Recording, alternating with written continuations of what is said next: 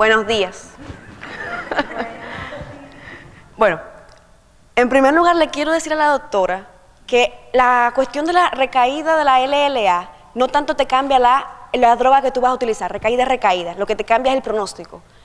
Más temprana, tú tienes que informar a la familia y tienes que saber que va a ser el pronóstico que va a tener el niño. Más tardía, mejor pronóstico. Hago la referencia, en UNOC Guatemala se utilizaba el BFM 90 como protocolo para todas las recaídas de médula ósea y el POGO para sistema nervioso central, porque era un poquito más intenso con las intratecales y metía un poquito más de radiación. Entonces, a lo mejor pudiéramos en algún momento analizar ese protocolo. Entonces, esta parte de las urgencias oncológicas son muchísimas, vamos a ver cómo en algún momento aceleramos para que todas puedan ser abarcadas de alguna manera. Tenemos que saber que son pocas, o sea, son muchos slides, me refería, pero son pocas. ¿A qué punto vamos? Tenemos que saber manejarlas, sin importar que estemos en Baní o en San Pedro de Macorís o en Santiago o en la capital. Tenemos que saber que son pocas tipos de emergencias y que tenemos que saber abordarlas, porque vamos a tener pocas oportunidades de poder ayudar a estos pacienticos. Entonces, saber que son eventos agudos, potencialmente peligrosos relacionados al cáncer o al mismo tratamiento del cáncer. Pueden ser durante el diagnóstico principalmente o durante el transcurso de cualquier momento de la enfermedad. Pueden surgir al momento de la progresión o de algún momento de la recurrencia. Saber cuáles son las principales, hiperleucocitosis, y por qué pongo esa flechita. Señores, ¿qué pasa con los glóbulos blancos aumentados en la sangre? Imagínense que un linfocito normal mide 7 micras. Un linfoblasto puede llegar a medir 11.2 micras. Cuando vemos los vasitos capilares, que son los más pequeñitos del cuerpo, que son los cerebrales o los pulmonares, miden de 1 a 10. ¿Por qué se murió el paciente? Se tapó uno de esos vasos y no hicimos nada. Simplemente el paciente falleció antes de que llegara a nuestras manos. Ahí viene el subdiagnóstico. Emergencias cardiotorácicas, las masas mediastinales, que tenemos que salir corriendo cuando vemos una radiografía con una masa mediastínica. Emergencias metabólicas, principalmente el síndrome de lisis tumoral, que se deriva de esas masas mediastínicas, masas de gran volumen a nivel abdominal, como el linfoma Burkitt o linfomas anaplásicos, y la hiperleucocitosis. O sea que todas en algún momento se relacionan una con otra. Entonces, vamos a ver primero qué es el síndrome de lisis tumoral. Es el conjunto de alteraciones metabólicas que se derivan de la rotura grande que hay de muchos glóbulos blancos, ya sea por hiperleucocitosis o por masas que son gigantes. Vamos a ver que es la emergencia relacionada con la enfermedad oncológica más común en el área de la oncología, principalmente la oncología pediátrica, y consta de lo que se llama anomalías metabólicas. Entonces, ¿qué es lo que va a suceder durante el síndrome de lisis tumoral? Las células se van a empezar a romper, porque las células blásticas suelen ser muy lábiles, de nada se rompen, hasta simplemente con ponerle líquido se empiezan a romper. Ahí es que vamos a tener un poquito de lisis. De hecho, ahora mismo todos aquí estamos en lisis. ¿Por qué? Porque tenemos células que están muriendo dentro de nuestro cuerpo. Lo que no tenemos es síndrome de lisis tumoral. Vamos a tener que van a salir un montón de cosas que están dentro de la célula hacia la parte extracelular, ocurriendo toda esta parte metabólica. ¿Dónde ocurre el factor de riesgo? Como ya lo dijimos, en tumores con alta fracción de crecimiento, gran volumen o diseminación y sensibilidad alta a la terapia citotóxica, como por ejemplo el linfoma de Burkitt, que así como crece rápido exponencialmente, así mismito baja. Vamos a darles ejemplo de lo que llegan a Robert Rick Cabral, linfoma Burkitt abdominal, masas mediastínicas. Vamos a tener que también la LDH elevada puede ser un factor de pronóstico que nos va a decir, mientras más elevada, más razón de que haya lisis. La pobre producción de orina, un paciente que ya nos llega con fallo renal, y ahorita se van a dar cuenta de cómo se produce esta injuria renal, vamos a tener peor pronóstico para estos pacientes, llegando a la insuficiencia y teniendo que depender de una diálisis, hemodiálisis. Este es otro ejemplo de una gran masa voluminosa, que son el tipo de masa que tenemos que empezar, que son linfomatosas, y deberíamos, desde que la vemos, empezar la prevención de lisis tumoral. Estos son casos reales que han llegado a Robert Rick Cabral, 506.000 glóbulos blancos. O sea, el que ve eso dice, ¿qué pasó ahí? Obviamente ese paciente falleció, estaba en urgencias, era una leucemia mieloide aguda. 56.000, 79.000, algunos de los casos que no llegan allá. Fíjense cómo se ve la tubería. A mí me encanta la parte de la plomería porque es una forma fácil de uno explicarle a un padre qué es lo que pasa en este tipo de ocasiones. Imaginarse que la tubería está llena de piedritas y arena, ¿cómo va a fluir el agua? Entonces ahí vienen los ACV, vienen las muertes súbitas y el papá puede entender un poquito más qué es lo que pasa, pero también nos sirve para nosotros. Eso es lo que ocurre cuando hay hiperleucocitosis. Ahí cómo transcurre el agua. Entonces nosotros empezamos a transfundir, empezamos a ponerle medicamentos. O sea, ¿qué pasa con esas venas y esas arterias? Entonces, el resultado directo de la liberación de la circulación de productos de degradación nuclear y citoplásmica, vamos a tener la célula. ¿Cuál es el principal cation intracelular? El potasio. Tenemos ahí la segunda causa de muerte. Ya sabemos que el paciente falleció porque empezaron a tener la tubería tapada y puede haber una muerte súbita. Ahora viene el potasio. El potasio sale rapidísima circulación general. ¿Qué puede ocurrir? Paro cardíaco. Segunda causa de muerte. ¿Por qué se murió el paciente? Una hiperpotasemia. Ácido úrico. Acordémonos que también dentro de la célula está la información genética, los bracitos de ADN, que cuando ellos se abren, lo que crean son las bases purínicas, adenina, citosina, etc. Cuando todas esas bases nitrogenadas se degradan, lo que van a parar es en ácido úrico. Entonces de ahí es que también van a dañar el riñón. Por eso ocurre la famosa hiperuricemia. Segundo factor, hiperpotasemia, hiperuricemia. Luego de ahí, ¿qué es lo que pasa con el fosfato? Acuérdense que los bracitos de adenina, citosina, están agarrados por el grupo fosfato. Entonces, ese fosfato al romperse las células sale también a circulación general y ocurre una hiperfosfatemia. ¿A dónde va ese fosfato? También al riñón. Ya tenemos 3 productos que se están yendo al riñón, por eso la injuria renal. Aparte, una célula normal es rica en fosfato. Un linfoblasto es 4 veces más grande y más rico en fosfato. Óigase, hiperfosfatemia. Por eso hay que vigilar en la lisis tumoral ácido úrico, potasio y fósforo. Aquí está el riñón, el pobrecito del riñón en el medio de todo, sufriendo. Vamos a tener la rotura celular, viene el ácido úrico y los fosfatos, empiezan a degradarse, empiezan a llegar al riñón. Aparte, imagínense que este paciente viene con una obstrucción, una compresión de una masa porque es un linfoma de Burkitt. Segundo daño al riñón, aparte de la parte metabólica. Aparte viene el ácido úrico por la otra parte y aparte nosotros le estamos metiendo quimioterapia a ese riñón. Pobre riñón, por eso acaban los pacientes de insuficiencia renal y por eso nosotros tenemos que estarlo vigilando. De ahí volvemos a lo mismo, un poquito más gráfico, donde tenemos el pobre riñón en el centro de todo este daño. En resumen, el síndrome de lisis tumoral incluye hiperuricemia, hiperfosfatemia, hiperpotasemia y ocurre una hipocalcemia irreal. ¿Por qué? Ese calcio está unido al fósforo. Por eso es que muchas veces cuando nosotros estamos siguiendo los electrolitos en estos pacientes, llega el potasio bajo. ¿Lo quieren corregir? No, porque es un potasio que se está produciendo endógenamente. Hay un calcio bajo. ¿Lo quieren corregir?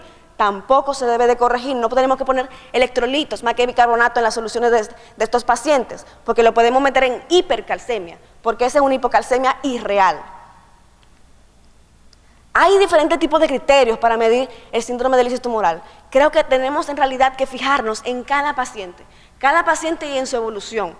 En los países donde hay muchos recursos, en los centros médicos gigantes, ellos hacen estos electrolitos séricos cada 6, cada 8 horas. Aquí nosotros no tenemos esta oportunidad porque el de las 8 de la mañana tomado nos lo reportan a las 4 de la tarde. Pero entonces por eso mismo tenemos que ser un poquito más acuciosos con estos pacientes. No permitir que se me coaguló la muestra, no la fui a buscar o no la indiqué. Tenemos que tratar de tener estos pacientes bajo estricta vigilancia y saber qué cambios, jugar con los electrolitos que le estamos colocando en su cuerpo para poder corregirlos porque esto es algo muy dinámico. Así que, ¿qué es lo primero que vamos a hacer? Intervención temprana y agresiva. ¿A base de qué? Líquidos. Señores, vamos a empezar barriendo, ayudando a la tubería, que está llena de piedritas, vamos a meterle líquidos. Ahora, ¿qué tenemos que tener pendiente? Estos pacientes suelen llegar con 4 o 5 de hemoglobina. Entonces, hay que ir jugando con las transfusiones. Transfunda un poquito a mitad de dosis y luego subo un poquito los líquidos. Podemos empezar siempre con 750, por ejemplo. 750 metros por metro cuadrado. Vuelvo y transfundo, llego a 1000. Vuelvo y transfundo, llego a 1500. Vuelvo y transfundo, subió la hemoglobina por encima de 8, 8.1. Démosle con todos los líquidos a 3000. líquidos a 4.000, líquidos a 5.000 por metro cuadrado si es necesario, sin ningún problema. El paciente y su riñón lo va a agradecer. Lo que hay que vigilar siempre es la diuresis, balance hídrico, diuresis horaria, un control de entrada y salida del cuerpo. Entonces viene la parte de alcalinización, que también es una parte del juego en que vamos a empezar. Si el paciente lo que está presentando es problema con el ácido úrico está demostrado que se elimina mejor acá, en la parte alcalina. Entonces, ¿qué nosotros vamos a empezar a hacer? Alcalinizar el paciente en automático, 40 miliequivalentes de bicarbonato por cada ml de solución. ¿Me sigue creando problemas? 60. ¿Me sigue creando problemas? Hasta 80 podemos llegar por vía periférica, sin ningún problema. Entonces, el problema es cuando el señor fósforo nos empieza a dar problemas.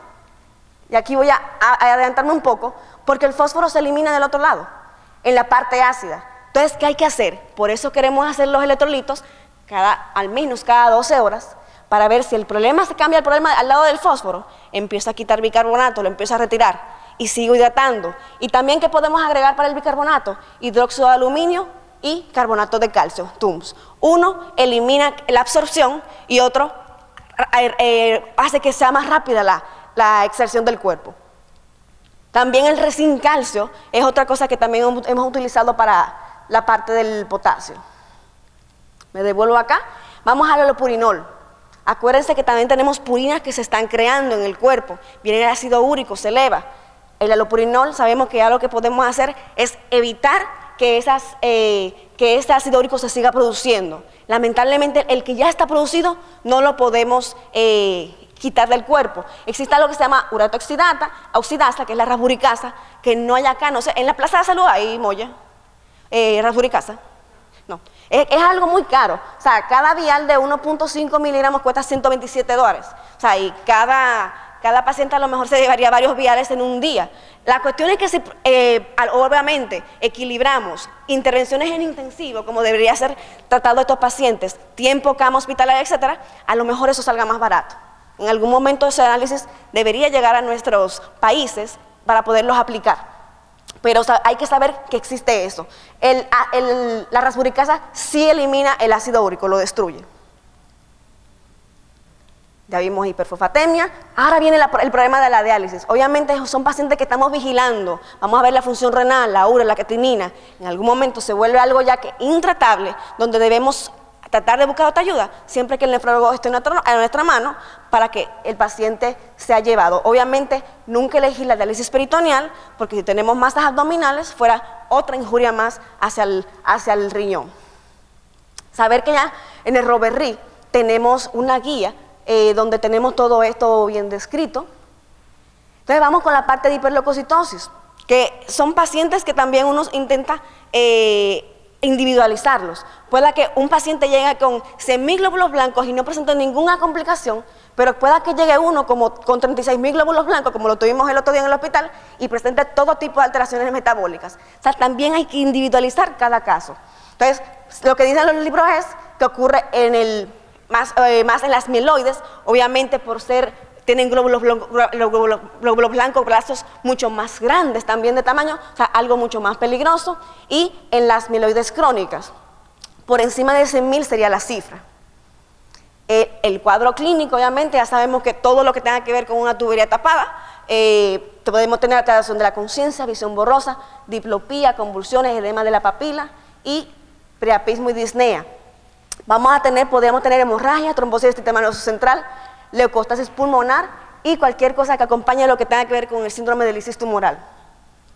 Las complicaciones podrían ser principalmente leucostasis pulmonar y acá arriba en el sistema nervioso central. Tratamiento, todo lo que tenga que ver con síndrome de lisis tumoral, hidratación, prevención de lisis, etc. Obviamente también hay lo que hemos estado utilizando ahora mismo, que es lo de la hidroxurea. ¿Qué es la hidroxurea? No es un fármaco tanto quimioterapéutico, sino que ayuda a destruir lo que es la estructura de la célula, y esto nos permite ganar un poco de tiempo. Lo podemos asociar, si consideramos que es una leucemia linfoide, a lo que son los esteroides, y si es una mieloide, a lo que son bajas dosis de citarabina.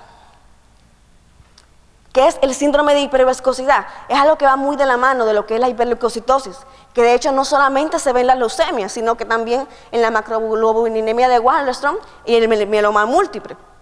donde van a ver características muy precisas en lo que es el fondo de ojo y en la retina. Vamos a tener hemorragia de venas retinianas con apariencia de salchicha, papiledema y exudado. Ahora vamos a lo que tiene que ver con el tórax, síndrome de vena cava, producida por la parte de masas mediastínicas. Es, si leen las palabritas en azul, obstrucción parcial o total de la circulación, de lo que tiene que ver con lo que circula a través de retorno venoso de cabeza y cuello. Por eso estos pacientes van a tener una gran compresión y van a presentar el edema facial en cuello, parte superior del tórax y cara. Aparece en 7% de los niños con cáncer, o sea que es algo que no es tan infrecuente, debemos que tenerlo bien fresco y aparece mucho más en los niños adolescentes. Se asocia a pronóstico de malo. Ocurre en el 95% de los casos de tumores de mediastino, en algún tipo de grado, no todos son el grado severo, y puede ocurrir mucho en todo lo que sea linfoma Hodgkin o no Hodgkin.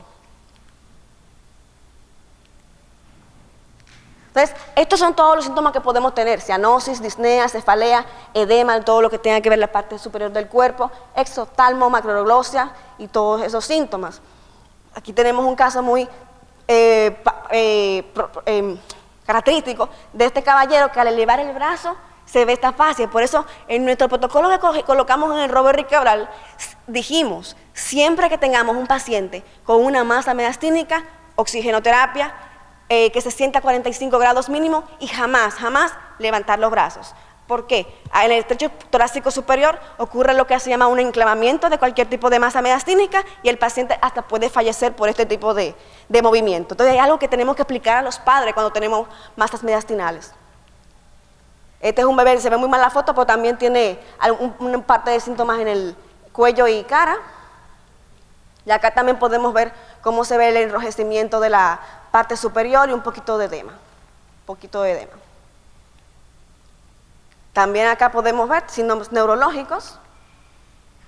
Y algo muy importante que tenemos que tener en cuenta, señores, la parte de la medida del Bulky, no Burkitt, Bulky, que es lo que habla de carga tumoral a nivel ganglionar, ya sea a nivel periférico o a nivel mediastínico, señores. Hay que tener la medida a nivel del cuarto cuerpo vertebral de la masa. Se toma esa medida, como si fuera el índice cardiotorácico, pero acá es cuarto cuerpo vertebral.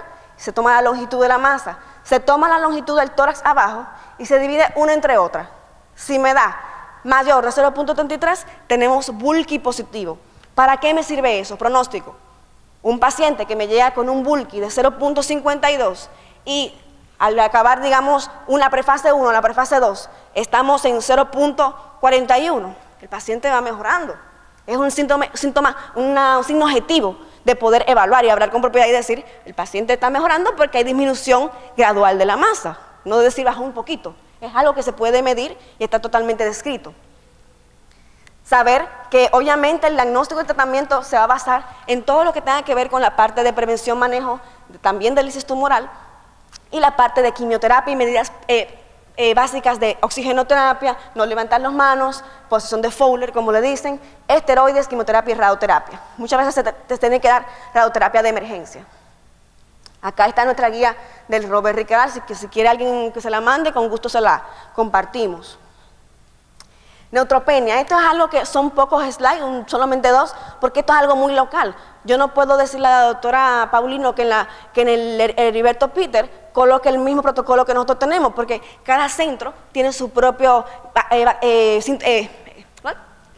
esquema y bacterias, o sea, tiene su propio pueblito de bacterias, entonces pueda que nuestros antibióticos no prueben en otros centros. Ahora, si hay esquemas que están descritos para lo que es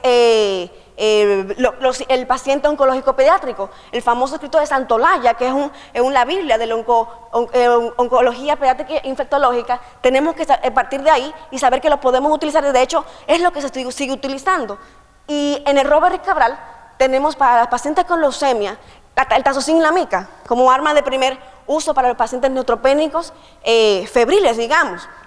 Para los pacientes amiloides somos mucho más agresivos. Ya desde San Judas se están haciendo estudios donde ya están colocando profilácticamente a todo paciente que empieza, desde que es diagnosticado como leucemia amiloide, aún sin hacer fiebre, están colocando floxacinas Obviamente ya utilizan fluoxetinas más avanzadas, sí, pero vamos a tener problemas óseos en 10 años o 20 años o 30 años. Señores, la realidad actual es que la leucemia mieloide aguda es de muy mal pronóstico. Creo que es mejor pensar en el ahora y no en lo que puede ocurrir después. Ya luego llegarán mejores fármacos. Ahora mismo lo que tenemos que tratar de trabajar es en salvar sus vidas. La curva de mieloide del rover que va a estar en 8 o 10%. Entonces no me voy a poder pensar en un dolor óseo que sea a 20 años, sino en evitar que haya una muerte en inducción. Entonces, ¿por qué no utilizar ciprofloxacina con vancomicina idealmente desde que el paciente es diagnosticado?